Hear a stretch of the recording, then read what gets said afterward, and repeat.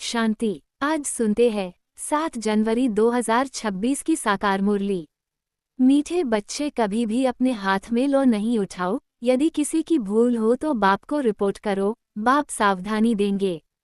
प्रश्न, बाप ने कौन सा कॉन्ट्रैक्ट ठेका उठाया है? उत्तर, बच्चों के अवगुण निकालने का कॉन्ट्रैक्ट एक बाप ने ही उठाया है। बच्चों की खामियां बाप सुनते हैं तो वो निकालने के लिए प्यार से समझानी देते हैं। अगर तुम बच्चों को किसी की खामी दिखाई देती है तो भी तुम अपने हाथ में लो नहीं उठाओ। लो हाथ में लेना ये भी भूल है। ओम शांति। मीठे मीठे रूहानी बच्चे आते हैं बाप से रिफ्रेश होने, क्योंकि बच्चे जानते हैं बेहद के बाप से बेहद विश्व की बादशाही लेनी है। ये कभी भूलना नहीं चाहिए, परंतु भूल जाते हैं। माया भुला देती है, अगर न भुलावे तो बहुत खुशी रहे। बाप समझाते हैं, बच्चों इस बैज को घड़ी घड़ी देखते रहो, चित्रों को भी देखते रहो, घूमते फिरते बैज को देखते रहो तो पता पड़े बाप द्वारा बाप की याद से हम ये बन रहे हैं।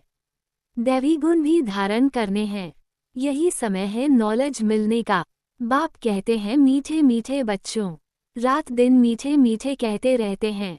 बच्चे नहीं कह सकते मीठे मीठे बाबा, कहना तो दोनों को चाहिए।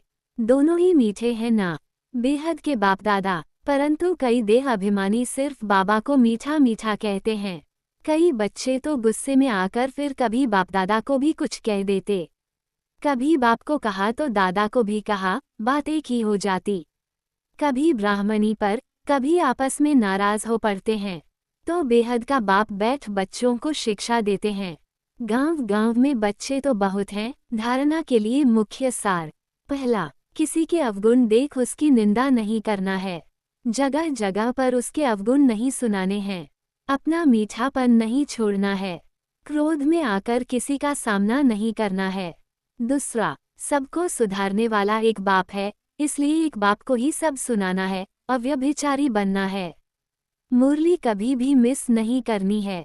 वरदान, सदा साथीपन की स्मृति और साक्षी स्टेज का अनुभव करने वाले शिवमयी शक्ति स्वरूप कंबाइंड भाव। जैसे आत्मा और शरीर दोनों का साथ है, जब तक इस सृष्टि पर पाठ है तब तक अलग नहीं हो सकते, ऐसे ही शिव और शक्ति दोनों का इतना ही गहरा संबंध है। जो सदा शिवमयी शक्ति स्वरूप में स्थित होकर चलते हैं तो उनकी लगन में माया विघ्न डाल नहीं सकती। वे सदा साथीपन का और साक्षी स्टेज का अनुभव करते हैं। ऐसे अनुभव होता है जैसे कोई साकार में साथ हो। स्लोगन, निर्विघ्न और एकरस स्थिति का अनुभव करने के लिए एकाग्रता का अभ्यास करो। अच्छा, ओम शांति।